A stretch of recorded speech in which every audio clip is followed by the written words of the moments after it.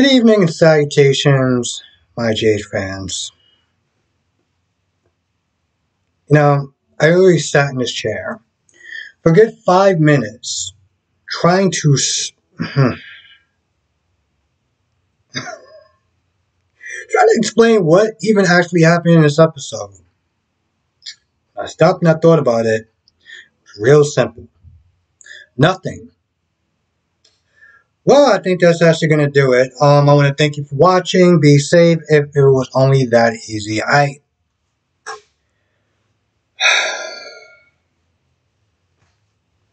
Since the issue with the last past 2 days so far, it's been filler. Yeah, you had Liz there, and yeah, you had Finn there. But did they really do anything? Liz made a toast. Apparently, she did it off camera because we didn't even sit there and see it. It's like the commercial came back and it was already over, and people sent to say, "Man, that was such a lovely and touching speech." And I'm just like, I actually wasn't even going to fast forward it. Well, I'm pretty sure that speech was really interesting. I am so glad Teacher actually showed up today. Terry was there. I'm pretty sure Yuri was somewhere. Maybe. I don't even remember. Nina was there talking about Carly and Drew being all secretive, so I'm pretty sure that's going to probably pan out later on down the line. Didn't really do anything today. Josh went around with a camera asking people to say nice things about Curtis and Portia's wedding. And Marshall, because he actually even wore a hat today, was nervous about playing the flute or trumpet or something. I think it was the flute or some musical instrument. Anyway, he played it and everyone liked it. So all that build up and nothing wound up happening.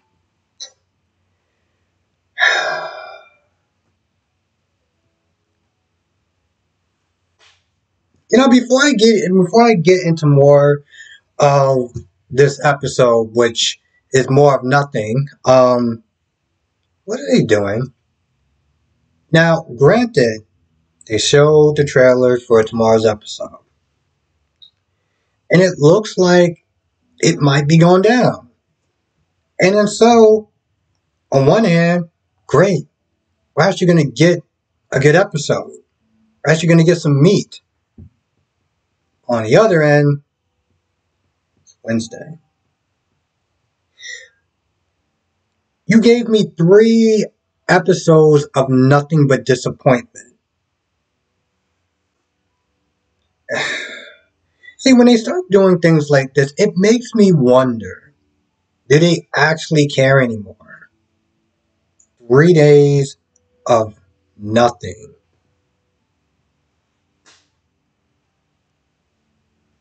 When is Sweep even supposed to happen at this point? I'm very curious. I know they say it's in February, but is it like a week? Is it, what I'm saying? Like what is it? Because I always feel like Sweeps month or whatever is like the final exam. Like I told one person, one of my customers or whatever that comes to the store, and she watched my reviews, so thank you. I practically was like, they're failing. They're failing. Point blank. When this month is supposed to come along, and you're supposed to be sitting there. I mean, granted, you're supposed to be bringing the heat all the time, but I mean specifically towards this. Anyway, it just gives me vibes like you just don't really care. Maybe they want to go to Hulu. It's not like they're fixing the problems that are addressed countless times over and over and over again. Makes me think that they don't really care. All right, Heather and Ryan. Well, Ryan wants to sit there and make a pit stop to see Ava, and Heather gets so upset. Darkham. So that's the place where they want to sit there and send Heather at. Darkham. Arkham. I know it's the comic book brain in me, or the comic book nerd in me, but come on, seriously, you got this whole Joker and Harley Quinn relationship, and she's sitting there talking about Dark, and I'm just like, you know what I'm saying? Anyway, Heather's not happy about that, and well, they don't really get into too much of anything, except for the fact that Ryan seems like he's a little bit more on board now. I think he's mostly on board just for the fact that it's going to happen. Heather wants to do it, and Ryan just got to make sure that things go as smoothly as possible. Because he's looking at her like, "Yo, you don't have a plan." So I guess I'm gonna have to sit there and find a way to improvise. Um, Heather talks to Esme. She seems all kind of shaken and everything like that, being in prison and being pregnant and everything like that. And Heather's like, "Hey, listen, everything's gonna be okay. It's gonna work out." Now Ryan was like, "What if she doesn't even want to be on board?" You didn't tell her this. You're kind of just gonna spring it on her at the last minute. That's literally what she does.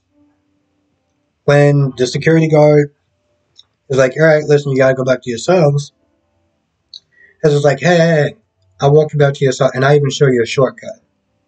So you start walking. Security guard's like, "What's going on?" And some keys fall out from Heather's, I guess, wallet, pocket, or something like that. Next thing you know, it seems like the security guard is going to sit there and call backup, but of course she gets stabbed in the back by Ryan. And now Esme is sitting there freaking out, like, what's going on? So this is going to be very interesting to sit there and see these two try to convince a pregnant woman to go on the run with two total strangers that are coming across as psychopaths. Should be a great time. Sonny and Laura are talking about Spencer and how Spencer is the last remaining um, family member from Courtney and everything, and honestly, tell you the truth, from another conversation that doesn't really go anywhere. But it does look like towards the end, Laura looks at her phone and leaves, and Sonny tells Ava, you know, Laura is concerned about Nicholas, and is going to voicemail and stuff like that, so she's really like worried and stuff. And of course, Ava's like, "Oh yeah, it's the body that we gotta sit there and move." So that should be interesting. I guess they may have to sit there and get Mason in on this one. That'd be kind of interesting. Well, I don't think they're gonna probably want to getting Mason into it, but I think Mason's gonna somehow find out, and he's gonna even have more leverage over Austin, which would be great because at some point we may actually get to see. I was gonna sit there and say see the final boss, but see whoever this boss woman is. I'm assuming it's still a woman, right? Right? I'm assuming it's still a woman.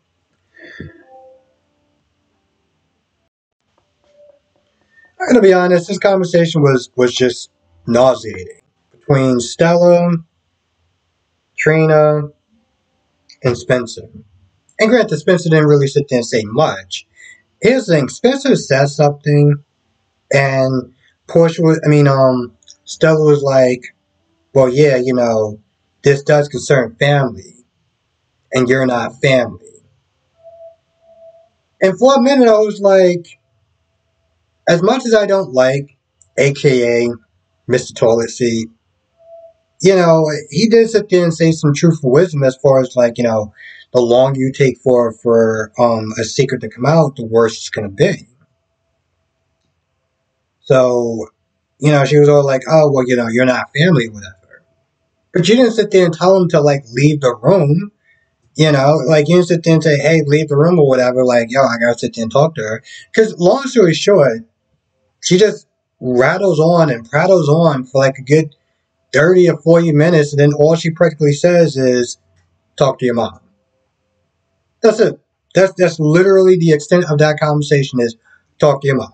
This is after she goes on and on and on and on and on, and Trina Smith is just guessing and guessing the worst possible outcome. Is it, do you not like my mom because what she did back then with Curtis? Is it Curtis? Is it a secret about Curtis? Talk to your mom. You could have just saved us a whole good 30, 40 minutes, but sure, I'm so glad that we went down this path that led absolutely nowhere. Well, GH, you really know how to waste people's time. I can tell you that much. Um, and then towards the end, because Portia's Smith there looking, and she's like, where's Trina and stuff like that. There's a whole bunch of wedding traditions that happens that to be honest, I didn't really care. Um, but towards the end, when they do the whole bouquet catching, she somehow launches that way past every other woman that's like standing in line, and it drops to the floor. And Trina's like, Trina gets there, and Portia's like, "Oh, I've been looking for you. I've been looking for you forever, whatever." And Trina's like, "Yeah, I've been looking for some answers." So that's when it was like, okay, I was like, Trina got the serious look on her face. She means business. So I'm like, all right, this may actually be good tomorrow. Yeah, I have a feeling, and I could be wrong. I have a feeling that it's going to be good tomorrow. Of course, they waited 3 days before stuff actually got good, but that's another conversation for another day.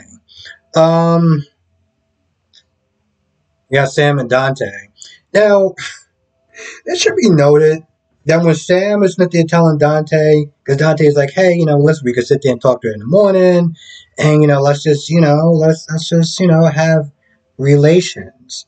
And Sam is like, no, you need to go back there. You need to talk to her. This way, she doesn't skip town or change her story or, goes on the ground or whatever. Like, go out there and do your job. I'm sitting there thinking, I was like, Dante, you did get it sent out here for more than just knocking boots with Sam. Which let's just say there's a certain scene with Sam and a nice little bit of a staircase. I'll sit there and say that much. I'm just saying, she the girl still got some curves. Let's just put it out there. Besides that, the bartender or the bar maiden, I guess that's her name. She's sitting there trying to get to the States or whatever. And she tells the guy, because the guy's like, hey, could you find somebody? Well, she's like, could you find somebody else to work for me? He said, well, you know what? Da, da, da, da. And she just hanged up the phone. I was like, okay, so you better hope this whole plan with, you saving Esme is going to be worth it because you may not have a job when you get back. Just kind of throwing it out there. And of course, she takes money from the till. So I was like, yeah, you definitely ain't going to be able to get back there.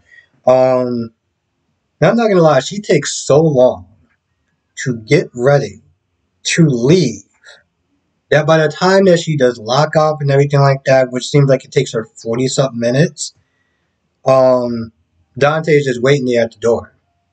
Now, I think it's going to be one of those scenes where Dante turns his back or something and she knocks him out.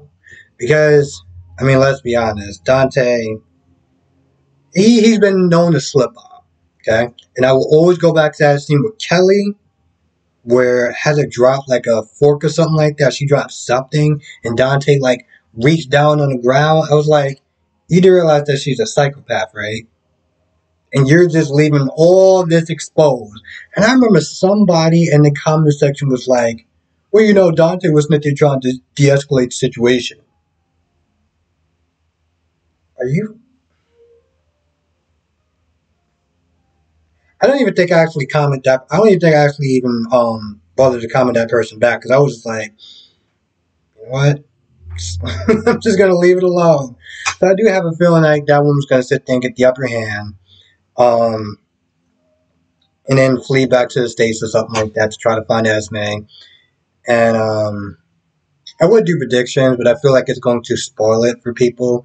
But I may just have to do some predictions in the live stream tonight. Just my thoughts on it. I think that's pretty much about it. I mean, there's a bunch of characters. They didn't really do anything. This episode didn't really do anything. Um, Nothing really happened in this episode. This is another one of those complete and utter skippable episodes that just went nowhere because for some odd reason this is what GH decided to do. And yeah. this is one of those things that really does suck. I will say that much because when I do a review, I want to try to make sure that it's good. And sometimes I'm sitting there doing these reviews, and I got extremely weak episodes like this that offers nothing. It does nothing. It went nowhere. It just pretty much kind of set you up for the next episode, which sounds great in theory. Problem is, you need to sit there and bring it every day. And this episode didn't even do it. You didn't even sit there and go close to bringing it. Anyway, that's pretty much, yeah, that's actually going to do it, I think. That's pretty much about it. I actually told you there was probably some more characters that didn't really do anything. Oh, Molly and TJ was there for background purposes. And Joss is there too. I think I talked about Joss. Probably a couple more people there that didn't really do anything that I can't remember, and I'm pretty sure there's a good reason for that. So with that being said, I'm going to go. I want to thank you for watching. Be safe, and I will see you in the next video.